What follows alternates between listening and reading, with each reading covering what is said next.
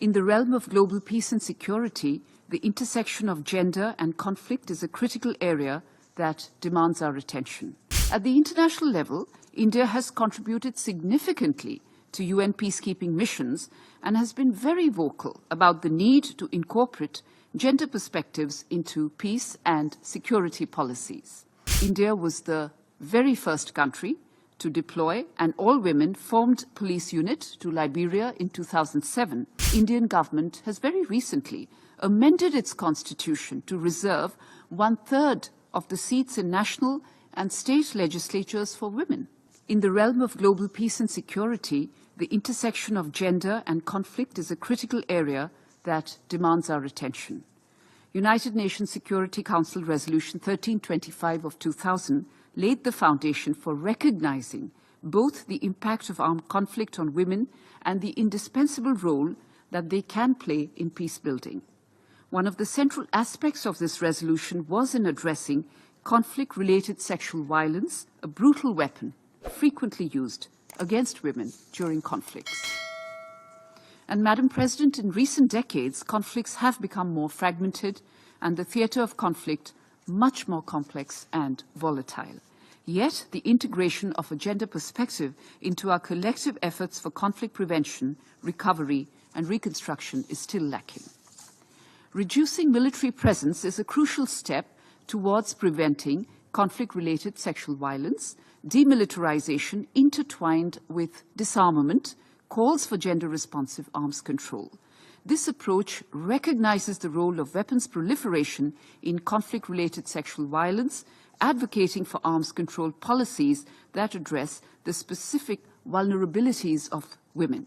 An effective implementation requires a multifaceted approach involving community engagement, particularly with women, in security and disarmament decisions.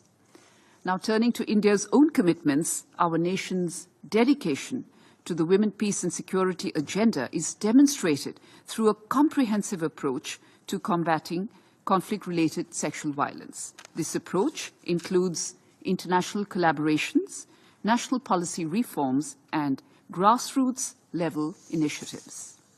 At the international level, India has contributed significantly to UN peacekeeping missions and has been very vocal about the need to incorporate gender perspectives into peace and security policies.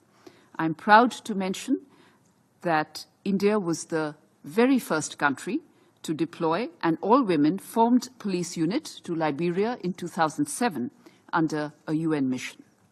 Indian female peacekeepers have played a crucial mentoring role in preventing conflict-related sexual violence, and we also take immense pride that Major Suman Gavani was awarded the UN Military Gender Advocate of the Year in 2019.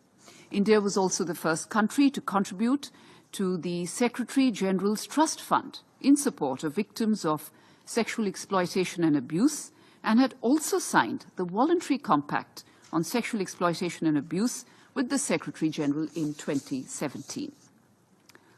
Madam President, recognizing the pivotal role of empowered women as agents of change, the Indian government has very recently amended its constitution to reserve 1/3 of the seats in national and state legislatures for women, underscoring their crucial contributions to peace and security. And during its presidency of the G20, might I remind this Council, India had drawn the international community's attention to women-led development with a focus on women's empowerment and gender equality.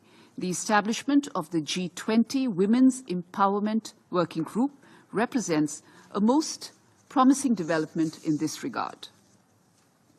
Madam President, I will conclude by stating that combating conflict-related sexual violence demands a multifaceted strategy that integrates prevention, survivor support, perpetrator accountability, and societal change regarding gender-based violence. It necessitates collaborative efforts from governments, international entities, civil society, and individuals to ensure women's rights and peaceful conflict resolution in the effort to indeed relegate conflict-related sexual violence to a bygone era.